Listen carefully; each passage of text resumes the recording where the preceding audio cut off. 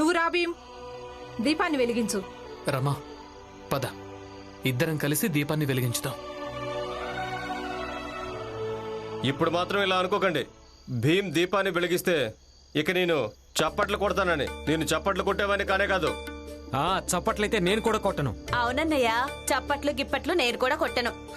వెలుగుతూ నాకేం పనుంది, నేను కూడా చప్పట్లు కొట్టను. పద.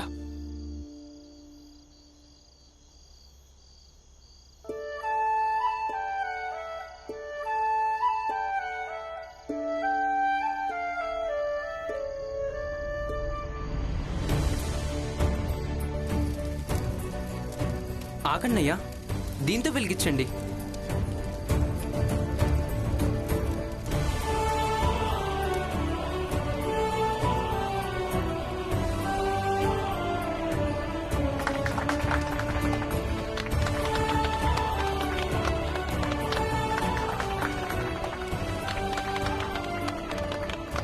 లే భీమ్, ఇవాళటి నుంచి నువ్వు లోపలికి వెళ్ళి చదువుకుంటావు.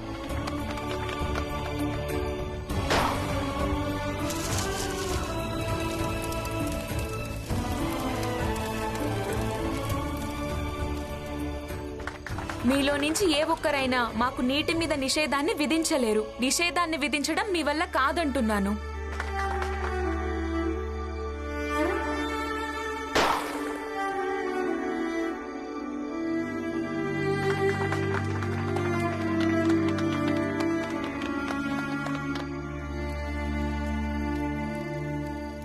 జీవితమంతా గుర్తుపెట్టుకుంటాను. ఏ రోజు నా భార్య ఇంటికి తిరిగొచ్చిందో అదే రోజు మా వీధిలో దీపాలు వెలిగాయని, అలాగే వెలుగు వచ్చిందని.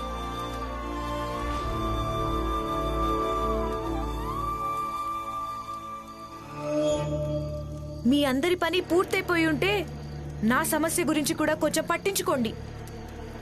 ప్రేమ పేరుతో ఏళ్ల తరబడి మోసపోయిన ఈ గోమతి తన భవిష్యత్తు గురించి నిర్ణయాన్ని ఈ వీధిలో వాళ్ళందరికీ అప్పగిస్తోంది.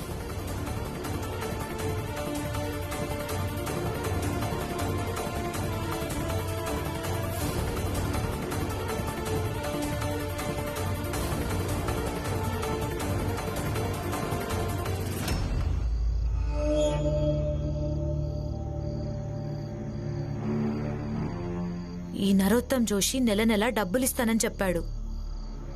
ఇక ఇక్కడ ఒక్క నెల కూడా పూర్తి కాలేదు. ఇక ఇప్పుడు ఈ రమ ఇంటికి తిరిగొచ్చింది. ఆలోచించాల్సి ఉంటుంది గోమతి, ఏదో ఒకటి ఆలోచించాల్సి ఉంటుంది.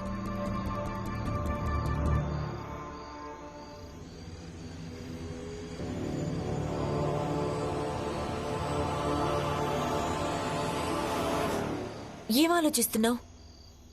వాళ్ళందరూ నిన్ను నా స్థానంలో కూర్చోబెడతారనా? ఆలోచించు. ఆలోచిస్తే పోయేదేముంది? ఆలోచించు, బాగా ఆలోచించు. కానీ నా ఇంటి నుంచి ఇప్పుడే బయటికెళ్ళి. మర్యాదగా మాట్లాడరమ్మా. వీధిలో వాళ్ళు ఇంకా నా భవిష్యత్తు గురించి నిర్ణయం తీసుకోలేదు. కానీ ఒక భార్య మాత్రం నిర్ణయం తీసుకుంది. నీకు ఇందాక కాసేపు క్రితమే చెప్పానుగా, అవసరం వచ్చినప్పుడు చెయ్యి మెలపెట్టి దానిలోకి పెడతాను. వీధిలో వాళ్ళ మీద నీకంత నమ్మకం ఉంటే వెళ్ళు, వెళ్ళి వాళ్ళింట్లోనే ఉండు. ఏయ్, ఏం చేస్తున్నావు? పద ఇక్కడి నుంచి.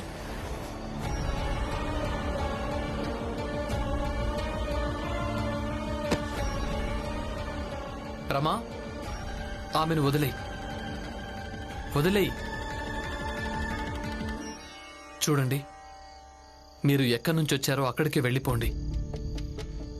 ఏది ఏమైనా సరే, కానీ మీరు ఒక ఆడపిల్ల. ఇక మీ విషయంలో ఇలాంటివి జరగటం నాకు అస్సలు నచ్చదు.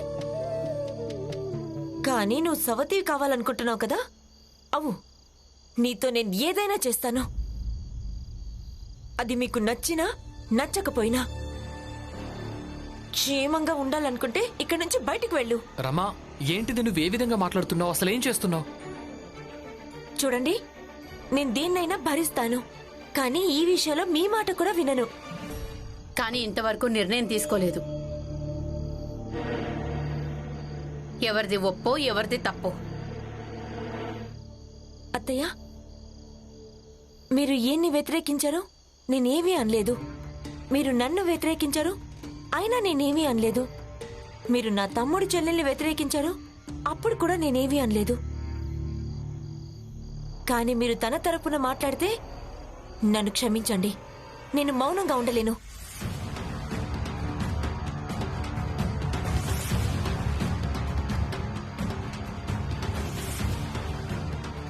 నాకు న్యాయం జరగకుండా నేను ఇక్కడి నుంచి ఎక్కడికి వెళ్ళను. నేనెవరికైనా భయపడతానా?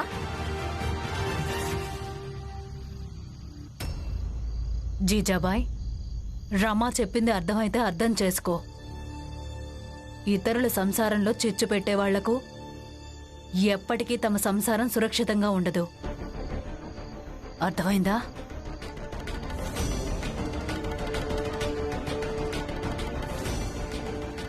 నువ్వు కూడా ఏదైనా అనాలనుకుంటున్నావా?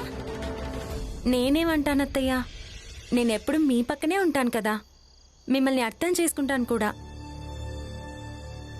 కానీ అత్తయ్య, గోమతి ఇక్కడ ఉండడం నాకు కూడా నచ్చడం లేదు.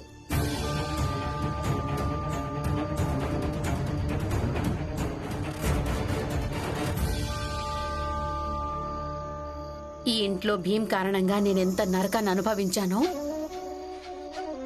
ఎన్ని రకాల బాధలు నేను భరించానో, దానికి బదులుగా నేనేం చేసినా సరే అది ఒప్పే అవుతుంది.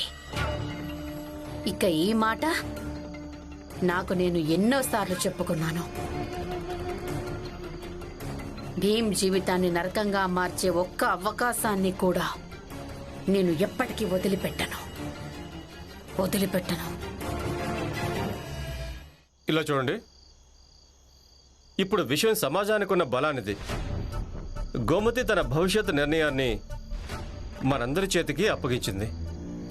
అందుకే పంచాయతీ ఏర్పాటు చేసి తన భవిష్యత్తు గురించి నిర్ణయించడం, అలాగే తనకు న్యాయం చేయడం అనేది మనందరి కర్తవ్యం.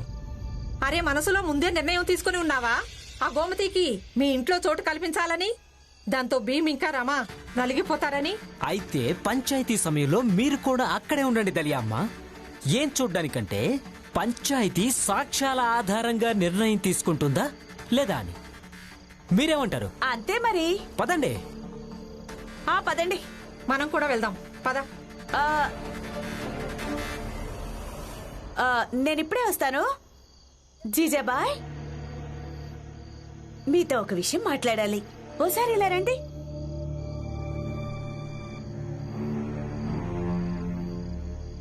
ఏమైంది? జీజాబాయ్, ఒకవేళ పంచాయతీ తరపున ఏదో రకంగా ఈ నిర్ణయం తీసుకుంటే గోమతి ఇక్కడే ఉండాల్సి వస్తే నీకు చాలా ప్రయోజనం ఉంటుంది. అవునా కదా? చూడు, నువ్వు చాలా బాధలు అనుభవించావని నాకు తెలుసు.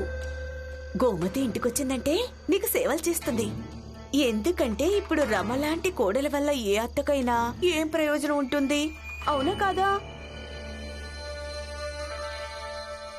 కానీ ఇదెలా జరుగుతుంది?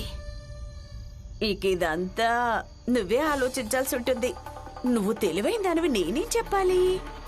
సరే అయితే.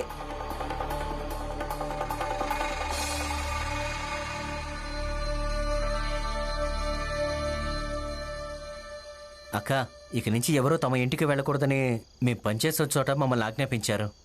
అందరూ రాత్రింబవళ్ళు కర్మాగారంలోనే పనిచేయాలంట. అందుకే రామ్జీ అక్కడే ఉండిపోయాడు. నేనేమో తనకు భోజనం తీసుకెళ్ళటానికి వచ్చాను. ఇప్పుడు నేను వెళ్ళి రమ దొరికిందని రామ్జీకి చెప్తాను. రామ్జీ చాలా సంతోషిస్తాడు. అలాగే మన భీమ్ వీధిలో దీపాలు పెట్టించి ఇంకొక పోరాటాన్ని గెలిచి చూపించాడు. నిజమే, కానీ అన్నయ్య ఈ విధంగా రాత్రింపవలు పనిచేస్తుంటే ఆరోగ్యం పాడవుతుంది. అవునక్క, కానీ ఇప్పుడు మనం ఏం చేయగలం చెప్పు? ఇదంతా ఆ నరోత్తమ్ జోషి మా ఇద్దరి మీద ప్రతీకారం తీర్చుకోవడానికి చేస్తున్నాడు. చూద్దాం ఇదంతా ఎప్పుడు చక్కపడుతుందో ఏంటో. చూడక్క, నువ్వు మాత్రం భీమ్ని మా కర్మాగారం దగ్గరికి రానివ్వకు. నేను బయలుదేరతాను.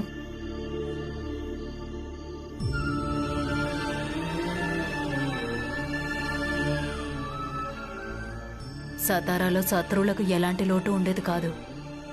పండితులు గారు, సేట్ గారు, స్వామీజీ, టీ కొట్టువాడు, అలాగే ఇక్కడ కూడా మెల్లమెల్లగా శత్రువులు పెరిగిపోతూనే ఉన్నారు.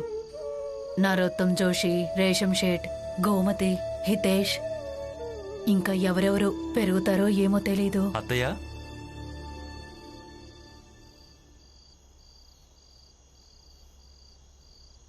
మీరేం కంగారు పడకండి.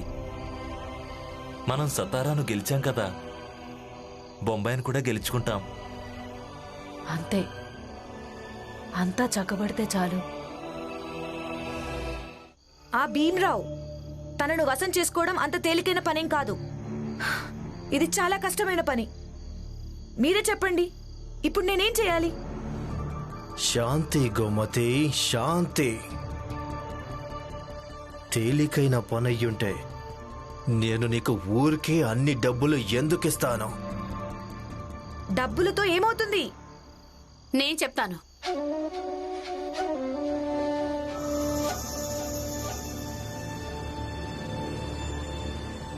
ఒకవేళ భీమ్ని వశం చేసుకోలేకపోతే తనను నిందల పాలు చేయి.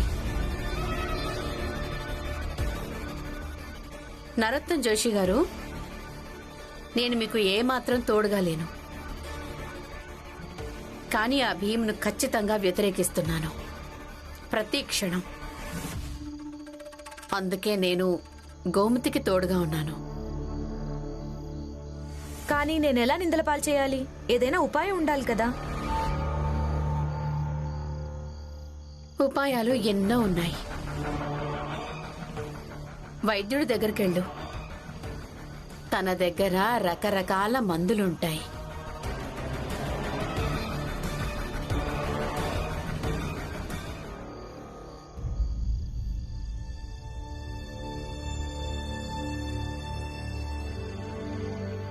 రా, ఇక్కడ కూర్చో.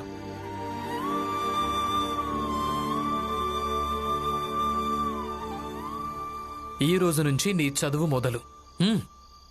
కానీ ఒక విషయం గుర్తుంచుకో, ఈ చదువుని నువ్వెప్పుడు నీతో పాటు అవసరమున్న వాళ్లకు సహాయం చేయడం కోసమే ఉపయోగించాలి. అలాగే జీవితమంతా ప్రతి ఒక్కరూ చదువుకునేలా నువ్వు ప్రయత్నం చేస్తూ ఉండాలి. అలాగే. మొదలు పెడదాం. కూర్చో. అయ్యో, ఏం చేస్తున్నావు?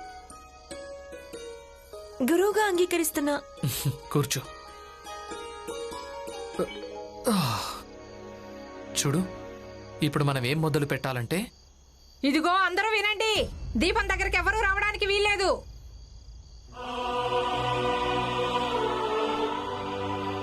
మీరిద్దరూ ప్రశాంతంగా చదువుకోండి, నేను ఇక్కడ కూర్చొని నా పని చేసుకుంటాను. చూడు, వర్ణమాలతో మొదలు పెడదాం, సరేనా? ఏంటి గర్ణమాల? గర్ణమాల కాదు, వర్ణమాల. అంటే ఒక్కొక్క ఇటుక పేర్చుతూ పోతే ఇల్లవుతుంది కదా, అలాగే మన భాషలో ఎన్నో అక్షరాలుంటాయి. అవన్నీ కలిపితే వర్ణమాల అవుతుంది. చూడు.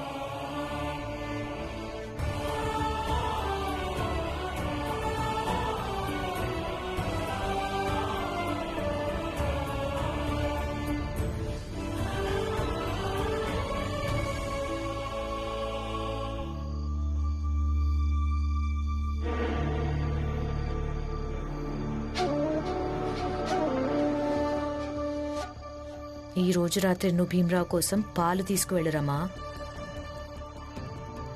ఆట అప్పుడు మొదలవుతుంది.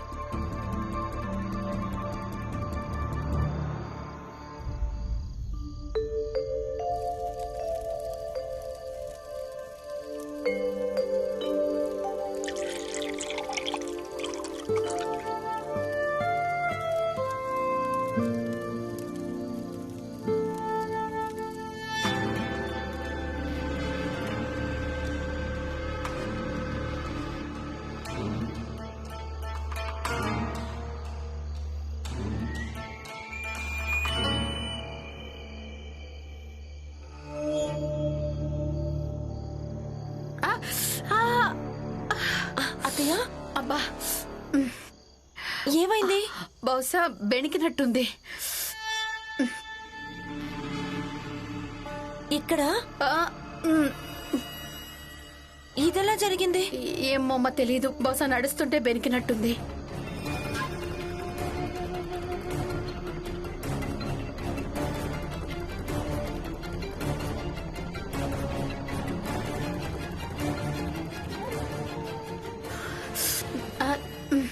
చాలే వదిలేసే.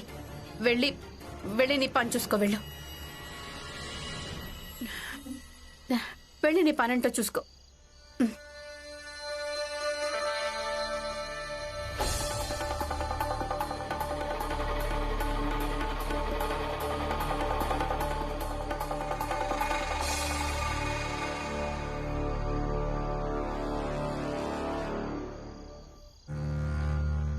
నువ్వు వంటగది దగ్గర మాత్రం ఉండద్దు. రేపెవరైనా అడిగారంటే నువ్వు ఇరుక్కుంటావు. వెళ్ళు, లోపలికెళ్ళు. నాన్న ఇంతకు ముందు కూడా నిన్ను కర్మాగారం లోపలికి రావద్దని చెప్పారు. అలాగే పురంజన బాబాయ్ కూడా ఇదే మాట చెప్పి వెళ్ళాడు. నువ్వు ఆ కర్మాగారానికి వెళ్ళడానికి వీల్లేదు. నాన్న నిర్ణయాన్ని ఆయన్నే తీసుకోనివ్వు. కానీ ఆ నరోత్తమ్ జోషి ప్రతిసారి కావాలని నాన్నను ఇబ్బంది పెడుతున్నాడు. నువ్వు వెళ్ళకూడదంటే వెళ్ళకూడదంతే.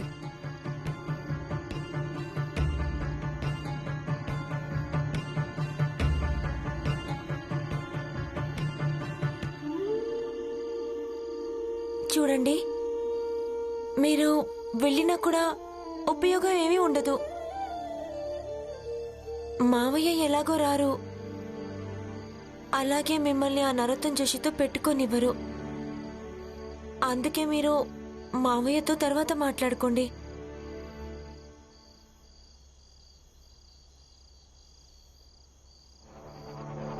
భీం పాలు తాగేసి ఉంటాడు. వెళ్ళు.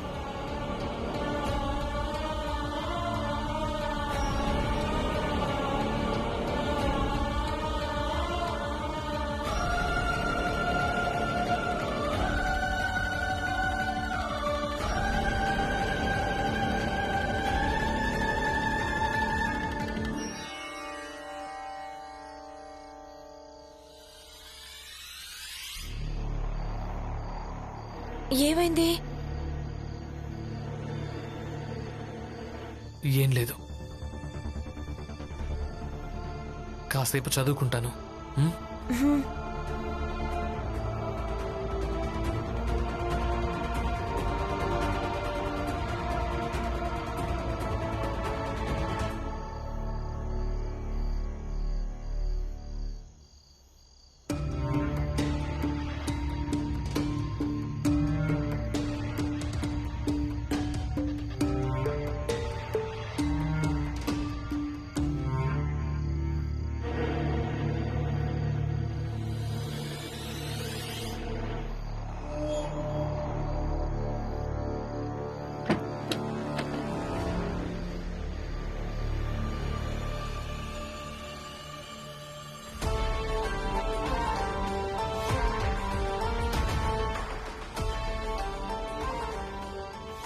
నాకు అర్థమవుతుంది.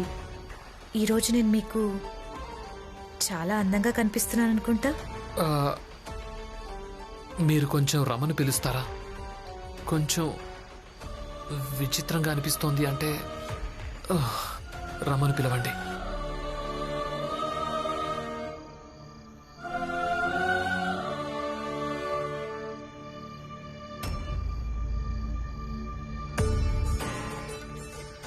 నేను రమ కంటే ఎక్కువ అందంగా ఉన్నాను.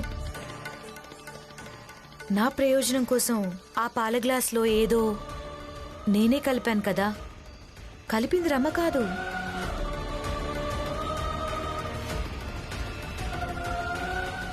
మీరు రమన్ మర్చిపోండి.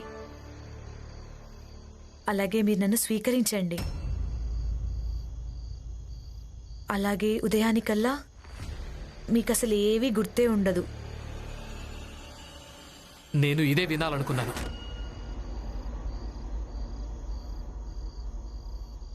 చూడండి, నాకేమీ జరగలేదు.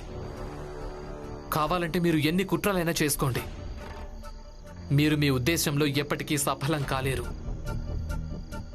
ఎప్పుడు కాకుంటే ఆలస్యంగానైనా సరే. కానీ మీకొక విషయం అర్థమైపోతుంది, నాకు ఇంకా రమకు మధ్యలో ఎప్పుడూ ఎవరూ రాలేరు అని. కానీ ఆ పాలు, అందులో నేను మందు కలిపాను. అవి నేను అసలు తాగనేలేదు.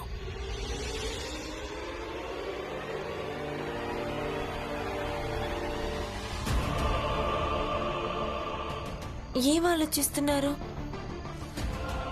త్వరగా తాగండి. అత్తయ్య కాలు హఠాత్తుగా నొప్పెట్టడం మొదలైంది. నేను వెళ్ళి ఆమెను చూడాలి. రమ ఈ పాలను వెనక్కి తీసుకెళ్ళు, అలాగే వీటిని పారబోయి వేరే గ్లాసులో పాలు తీసుకురా. కానీ వీటికేమైంది? ఈ పాలల్లో ఏదో కలపడం జరిగింది. చూడండి, నా దగ్గర ధనం లేదు, అలాగే రమ గురించి కాకుండా నేను ఇంకెవరి గురించి ఆలోచించలేను. నేను మిమ్మల్ని చేతులు జోడించి వేడుకుంటున్నాను, మీరు ఎక్కడి నుంచి వచ్చారో అక్కడికే వెళ్ళిపోండి. ఇప్పటి వరకు జరిగింది చాలు.